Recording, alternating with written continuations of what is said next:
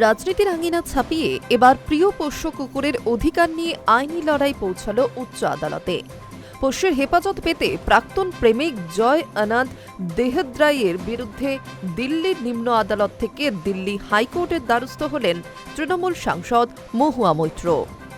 হেনরিকে আমার কাছে ফিরিয়ে দিন, কাতর আর্জি নিয়ে কোমর বাঁধলেন তৃণমূল সাংসদ। রটউইলার প্রজাতির পোষ্য হেনরিকে নিয়ে তার বক্তব্য, জয় আনন্দ দেহদ্রাইয়ের উপহার ছিল তার প্রিয় পোষ্য। হেনরির যাবতীয় দেখভাল করতেন তিনি, শুধুমাত্র টাকা দিয়ে কিনেছেন বলে হেনরির মালিকানা জয়ের হতে পারে না। কিন্তু জয় আনন্দ দেহদ্রাই হেনরিকে নিজের কাছে রাখার পক্ষে অনড়। প্রসঙ্গত, এই জয় আনন্দ দেহদ্রাই মহুয়ার বিরুদ্ধে ঘুষ নিয়ে সংসদে প্রশ্ন করার অভিযোগ তুলেছিলেন। পেশায় আইনজীবী জয় দেহদ্রাইকে সেই সময় জবাব দিতে ছাড়েনি মহুয়াও। আর এবার লড়াই রটউইলার হেনরিকে নিয়ে। সংবাদ সংস্থার খবর, এর আগের মাসে অন্তত 10 দিন হেনরিকে নিজের কাছে রাখতে চেয়ে প্রথমে নিম্ন আদালতের দ্বারস্থ হয়েছিলেন মহুয়া। সেই আবেদন ইতিমধ্যেই খারিজ করে দিয়েছে দিল্লির সাকেত কোর্ট। বৃহস্পতিবার পোষ্যকে নিজের কাছে রাখতে মরিয়া জয় নিজেই দিল্লি হাইকোর্টে মহুয়ার বিরুদ্ধে সওয়াল করেন।